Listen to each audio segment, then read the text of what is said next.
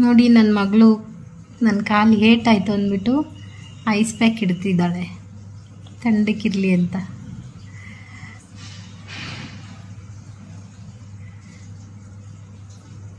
ಅವಳಿಗೆ ಹುಷಾರಿಲ್ಲ, ಇವತ್ತು ಸ್ಕೂಲ್ಗೆ ಹೋಗಿಲ್ಲ ಅವಳು, ಹುಷಾರಿಲ್ಲ ಕೋಲ್ಡ್ ಆಗಿದೆ ಅಂತ.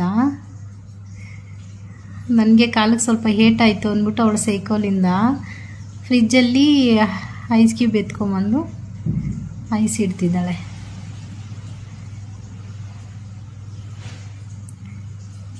ಅದಕ್ಕೆ ಹೇಳೋದು ಪ್ರತಿಯೊಂದು ಮನೆಯಲ್ಲೂ ಒಂದು ಹೆಣ್ಮಗು ಇರಬೇಕು ಅಂತ. ಇದೇ ಅದಕ್ಕೆ ಉದಾಹರಣೆ.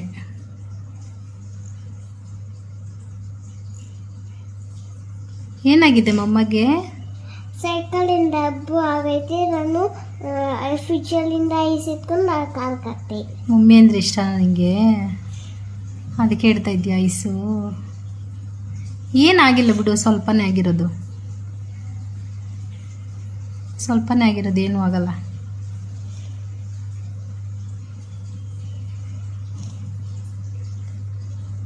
ಏಟಾದರೆ ನಿನಗೆ ನೋವಾಗುತ್ತಾ ಮಮ್ಮಿಗೆ? ಹಾಂ, ಅದಕ್ಕೆ ಐಸ್ ಇಡ್ತಾ ಇದೆಯಾ? ಮಾತಾಡು ಹ್ಞೂ ಅಂತ ಇದೆಯಾ? ಇಷ್ಟನಾ ನಿಂಗೆ? ನಿಂಗೆ ಹುಷಾರಿಲ್ಲಲ್ಲ, ಮಮ್ಮಿಗೆ ಕೇರ್ ಮಾಡ್ತಾ ಇದೆಯಾ? ನಿಂಗೂ ಹುಷಾರಿಲ್ಲ ತಾನೆ? ಕೋಲ್ಡ್ ಆಗೈತೆ ತಾನೆ ನಿಂಗೆ? ಏನೂ ಆಗಲ್ಲ.